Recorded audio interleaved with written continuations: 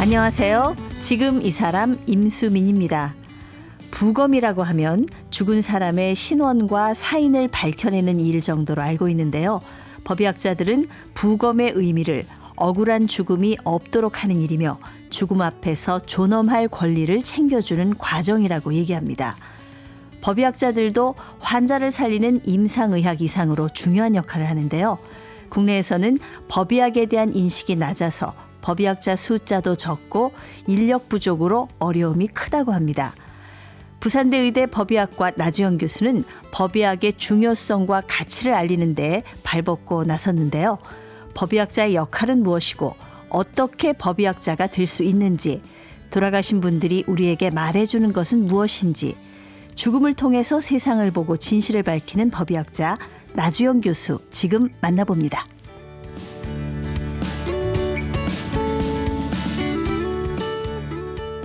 부산에서 오셨습니다. 나주영 교수님, 안녕하세요. 네, 안녕하십니까. 부산의대 법의학 교실에서 일하고 있는 나주영이라고 합니다. 네, 저희가 이제 법의학 하면은 요즘은 사실 언론에서도 다뤄져서 많은 분들이 관심이 생긴 분야기는 한데, 뭐 과학 수사, 부검 이런 말들 떠오르거든요. 어떤 의학인지요? 법의학은 이제 흔하게 이야기하기로는 이제 부검이라는 걸 통해서 죽음을 연구하는 그런 의학이라고 할 수 있습니다. 네네. 근데 보니까 법의학 쪽에서도 분야가 다양하더라고요. 우리 나주영 교수님은 법의병리학이 전공이라고 하는데, 네. 이건 어떤 분야입니까? 법의학 중에서요?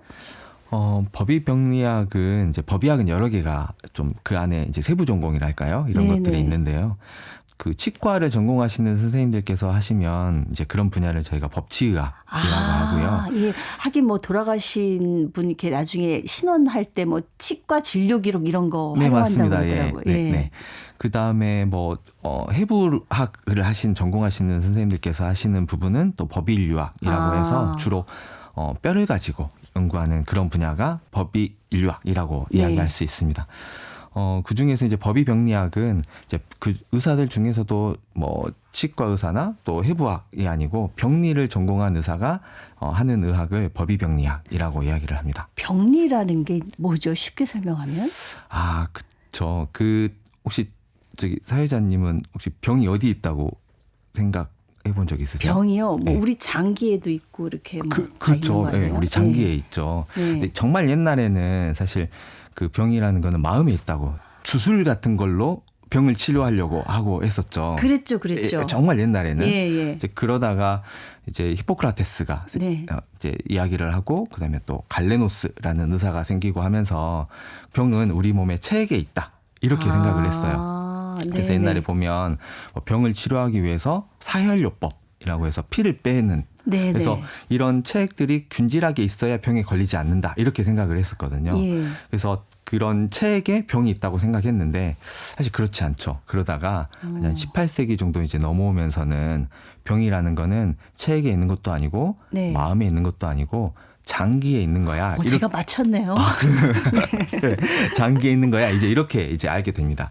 책에도 잠깐 나오는데 그 뭐 합의에 어떤 뭐 혈액 순환론 뭐 이런 것들이 장기에서 병이 기원을 한다 이런 것들을 이제 이야기해 주는 거였습니다. 그러면 그중에서도 장기를 집중적으로 하는 분야인 건가요? 맞습니다. 그 병리가 병리학이라는 거는 어떤 이런 장기에 관한 것들을 뭐 해부하고 또 그걸 슬라이드로 보고 또 지금은 이제 분자병리학이라고 네. 해서 어떤 분자적인 실험을 통해서 어떤 질병에 대해서 근원을 연구하는 학문이 병리학이라고 할 수 있어요. 네. 그래서 법의병리학은 이런 병리학을 전공하신 분들이 법의학과 관련된 것들을 세부 전공해서 하는 게 법의병리학이다 이렇게 이야기할 수 있습니다. 네.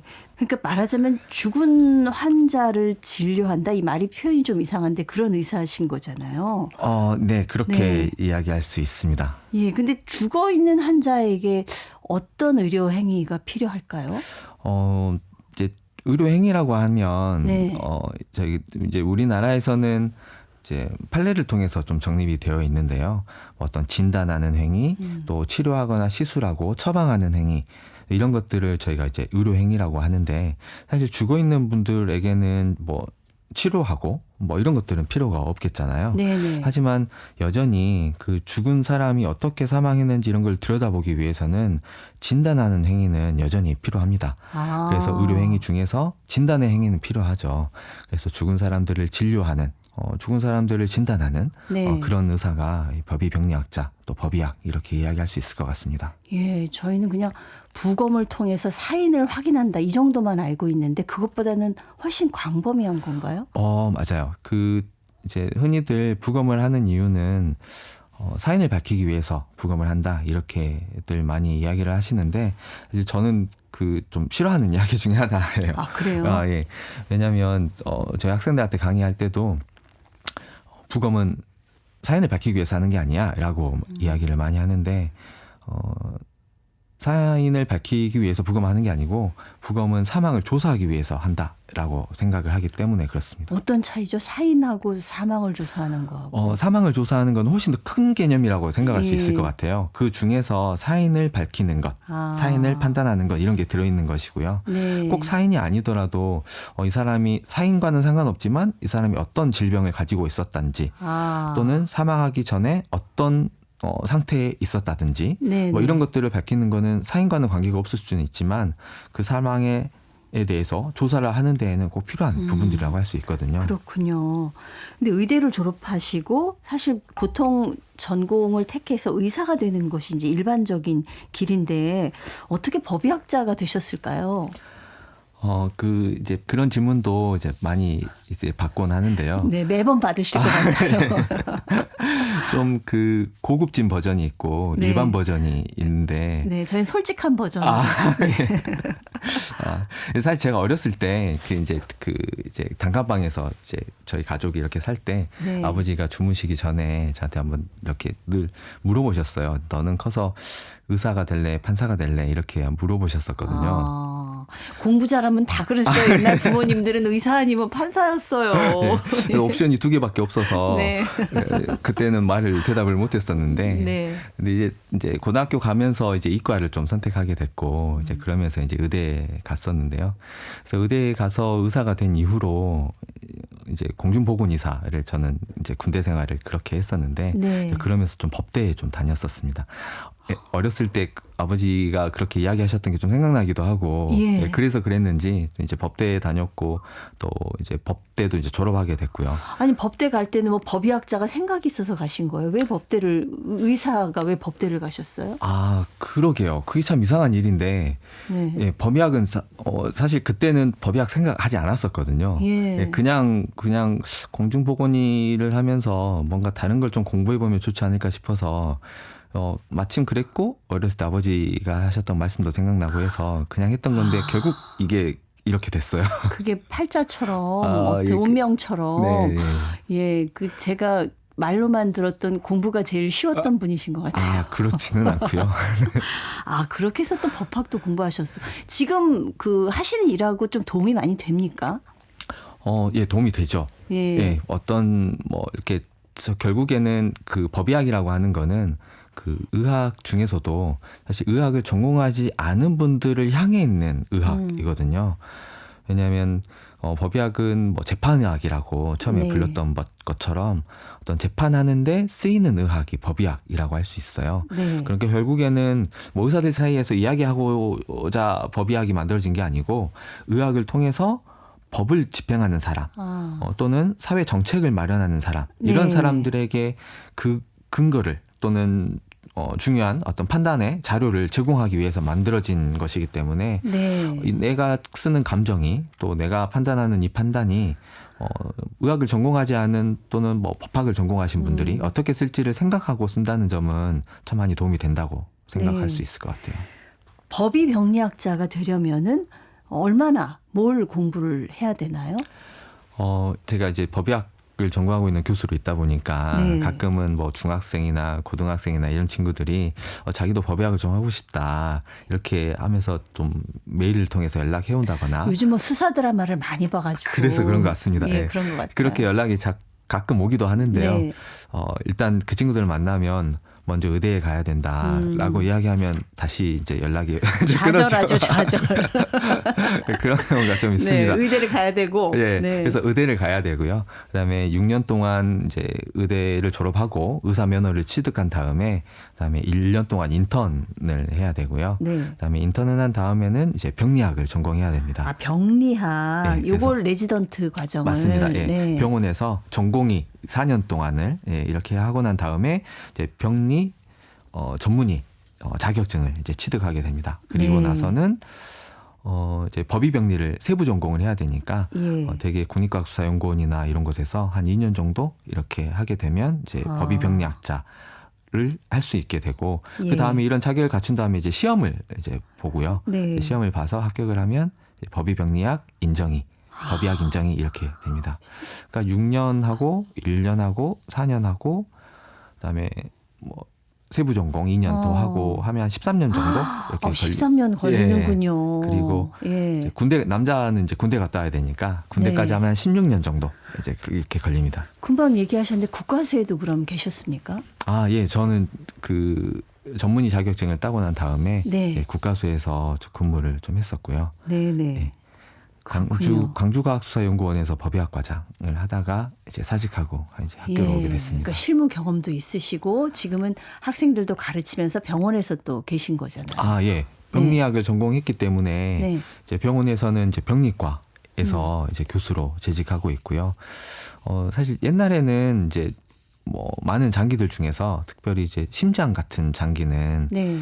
부검을 하지 않고서는 보기가 어려웠었겠잖아요. 그렇죠. 네, 다른 장기는 수술하면서 뭐 떼어낼 수도 있고 네. 그래서 그런 장기들 병원에서 이제 병리과 의사 선생님들이 이제 보고 진단도 하고 있었는데 심장은 사실 부검하지 않고는 떼기가 어려웠었거든요. 네네. 그래서 심장병리라고 하는데 이 심장병리는 되게 국가수에서 이런 법의병리를 하시는 분들이 많이 하고 있었습니다. 예. 그런데 최근에는 이제 의학이 많이 발달하면서 심장도 이식을 할 수 네. 있게 되었고 최근에는 활발히 하고 있습니다. 그런데 그 중에서도 제가 이제 근무하고 있는 이제 네. 양산 부산대학교 병원이 심장 이식을 굉장히 활발하게 하고 있는 병원이에요. 아. 그래서 병원에서는 이런 심장병리를 네, 네. 진단하고 하는 쪽으로 해서 병원에서는 일하고 있습니다. 저는 병리학 교시라면 흔히 우리가 뭐 조직 검사 할 때 뭐 이렇게 하는 거 그런 정도만 생각을 했었거든요. 네, 맞아요. 네, 네. 네. 흔히 뭐 조직 검사, 위 내시경하고 뭐 대장 내시경하고 이렇게 해서 하신 조직 검사, 그다음에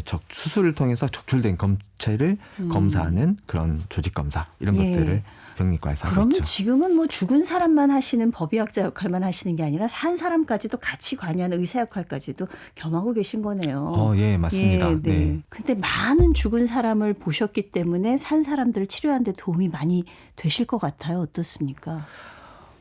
네, 많이 도움이 되죠. 예. 특히나 이제 뭐 심장병 방금 말씀드렸던 심장병리 같은 경우에는 특별히 법의학을 했기 때문에 할 네. 수가 있는 부분도 또 있었고요. 그리고 또 저희가 법의학의 분야 중에서 또 임상법의학이라고 하는 분야는 어떤 뭐 의료 사고와 네. 관련된 그런 판단을 한다거나 또는 보험과 관련된 문제들, 보험. 예, 이런 것들도 네. 사실 중요해서 배상이나 보상이나 이런 것을 판단할 때도 어떤 태어나서부터 사망하실 때까지의 전 과정을 어떤 살펴보는 이런 법의병리학적인 관점이 중요할 때가 많이 있습니다. 네. 우리나라에서 지금 부검할 수 있는 법의학자가 얼마나 되나요? 우리나라에는 그 네. 법의학 전문의 제도는 없습니다. 왜냐하면 전문의 제도라는 거는 이제 병원과 관련돼 있거든요. 그래서 네네. 병원에서 치료과들이 이제 그런 전문의가 되는 것이에요. 그래서 전문의 제도는 없고 대신에 우리나라에서는 이제 인정의 제도라는 거를 저희 학회에서 가지고 있습니다. 법의학으로 인정의. 네. 인정의사다 이겁니까? 네, 법의학에서 학회에서 이 사람은 법의학 전문가야라고 인정해주는 그런 인정의 제도를 가지고 있습니다. 네네. 근데 그 인정의 번호가 제가 45번이거든요. 45번째로 우리나라에서 인정의가 되신 거예요. 아, 법의학. 예, 맞아요. 예. 지금 몇 번까지 갔나요? 제가 한 10년 전쯤에 제가 인정의가 됐거든요. 네. 그러니까 지금 한 인정의가 한 10년 지났으니까 예. 한 1년에 한 3명 정도씩 나왔다고 치면 한 70번 정도 되지 않을까 싶어요. 1년에 3명밖에 안 나와요? 아예 안 나오는 해도 있어요. 그래서 아, 그렇군요. 네. 이 수요는 계속 늘어날 것 같은데 제 생각에. 예, 수요가 늘어납니다. 예, 네. 정말 너무 없어서 큰일이에요. 우리나라 지금 법의학 수준이 어느 정도인가요? 흔히들 그런 의학 드라마나 법의학 드라마들 많이 보시잖아요. 뭐 네네. CSI라든지 이런 것들을 보면 미국이나 이런 것이 법의학이 되게 잘 됐고 이렇게 많이 발전한 것처럼 이렇게 보이지만 제가 생각할 때는 우리나라 법의학이 제일 잘하는 것 같아요. 다른 나라들보다도. 어떤 면에서 그렇습니까? 어쩔 수 없이 잘할 수밖에 없는 상황이 좀 있기 때문에 그런 건데요. 이제 그게 우리나라는 3일장이 있어서 그랬습니다. 아, 사흘 안에 해야 되니까 그런가요? 사흘 안에 끝내야 돼요.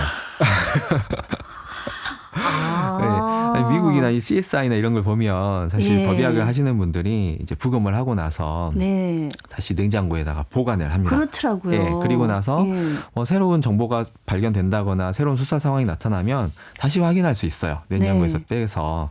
근데 우리나라는 3일장이 있어서 3일 안에 모든 걸 다 맞춰야 돼요. 그리고 빨리 끝내야 그렇네요. 네, 합니다. 그래서 실수가 없어야 되고 네. 빨리 해야 되고 완벽하게 해야 돼요. 예. 그래서 우리나라 법의학이 잘할 수밖에 없어요. 아, 굉장히 또 힘드시겠네요. 종사하시는 분들은. 네. 이번에 사실 법의학자로 공부한 과정 또 경험했던 것들을 책으로 내셨더라고요. 죽은 자의 말을 듣는 눈.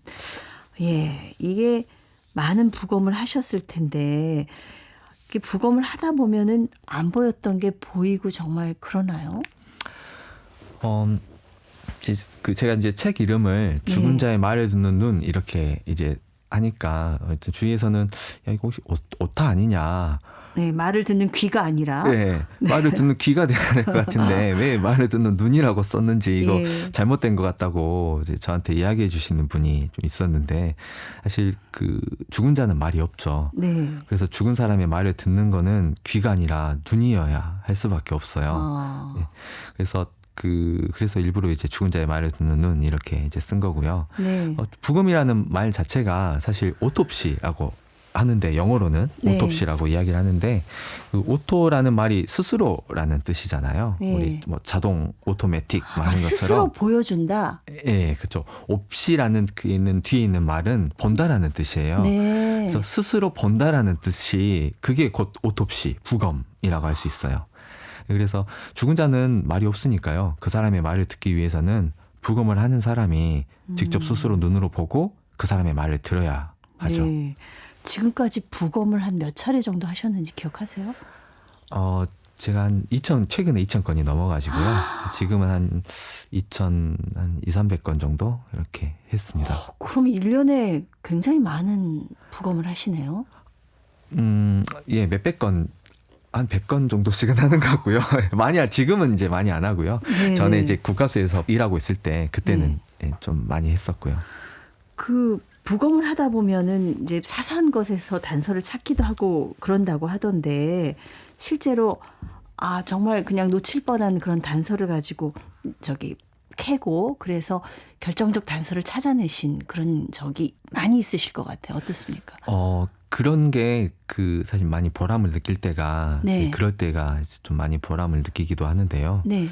이제 저희가 이제 부검할 때는 사전 인터뷰를 먼저 합니다. 이제 경찰분들하고 사전 인터뷰를 하면서 현장에서 특별한 소견은 뭐가 있었는지, 예. 혹시 경찰분들은 이 사건을 어떻게 바라보고 있는지 이런 것들을 사전 인터뷰를 먼저 하고요.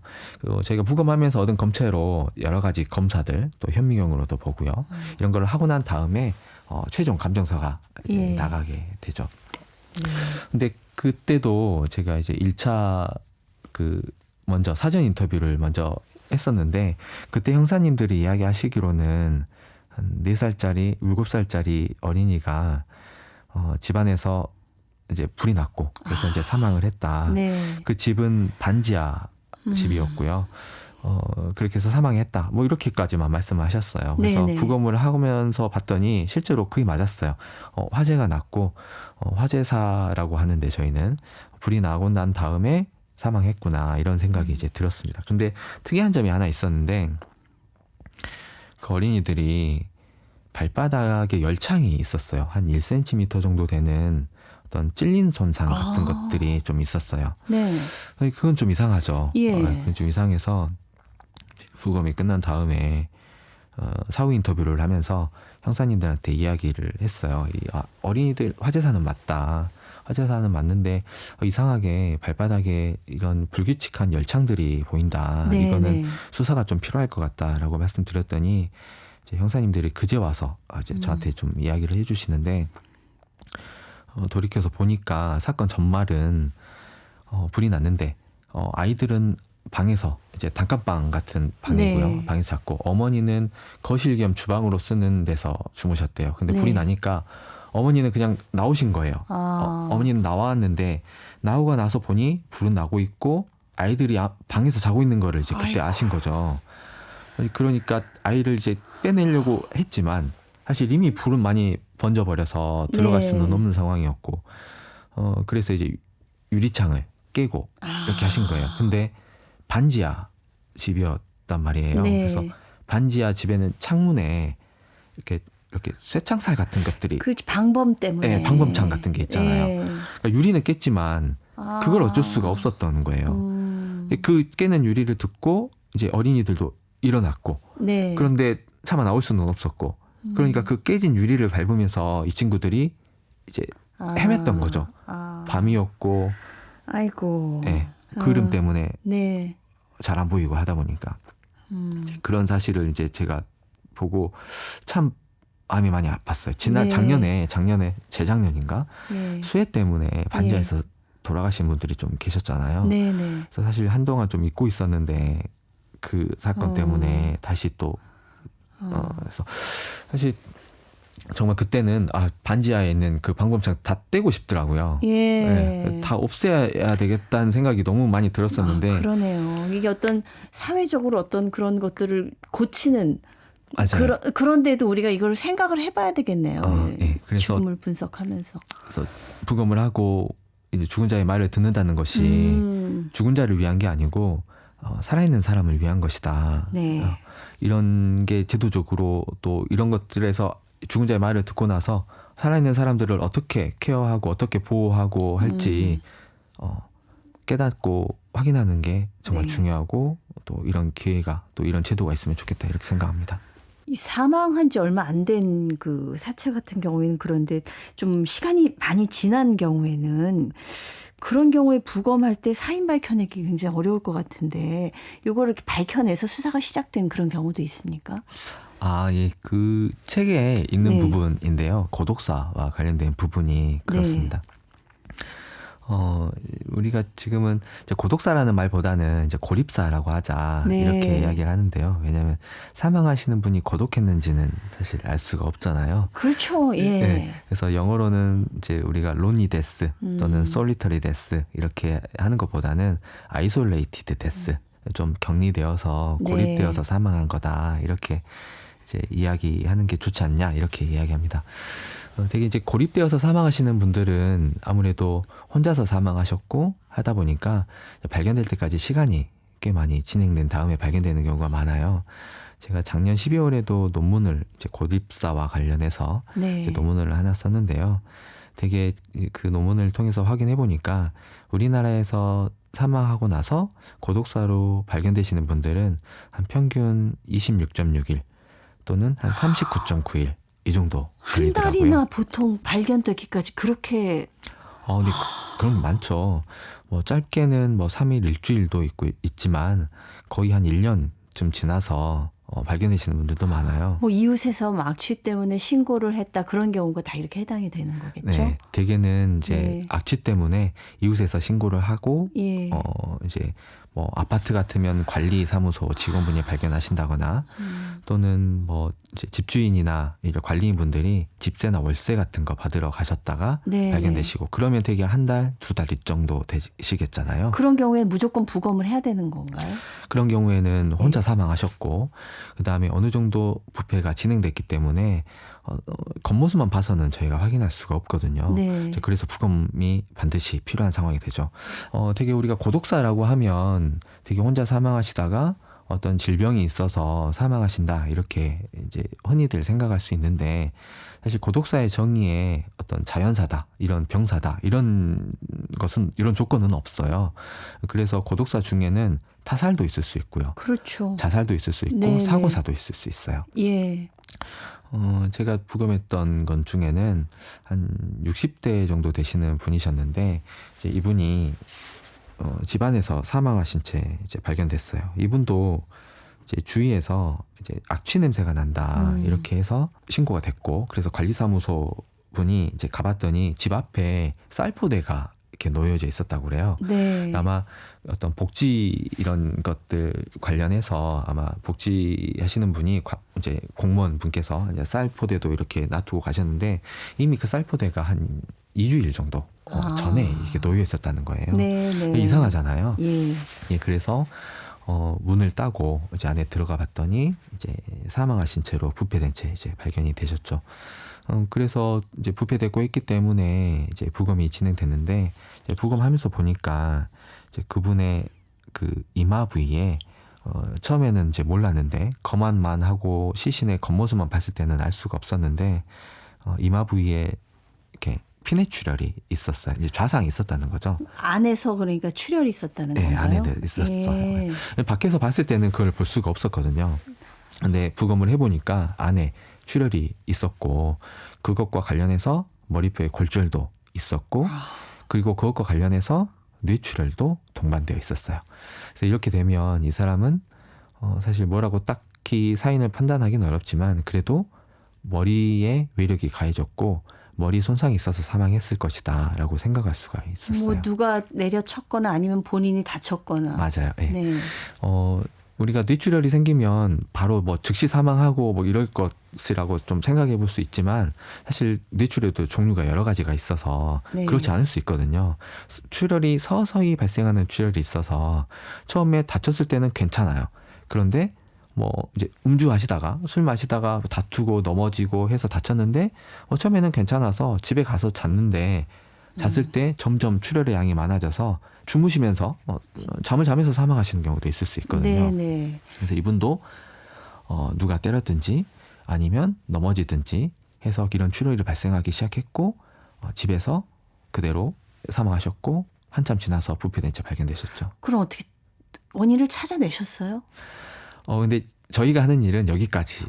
그 다음엔 이제 수사기관에서 하는 일인가요? 네, 그 다음부터는 저희는 예. 이제 이런 시신에서 부검하니까 이런 소견이 예상하지 못했던 이런 소견이 확인이 됐다. 네. 수사가 필요하다라고 하면 이제 나머지 수사는 이제 경찰과 검찰이 이제 네. 하셔야죠. 말씀 듣다 보니 시간이 다 지나서요. 오늘은 네네네. 여기까지 듣고 내일 또 저희가 모시도록 하겠습니다. 네, 알겠습니다. 네, 죽은 사람들의 이야기를 듣는 법의학자 부산의대 법의학교실 나주영 교수였습니다.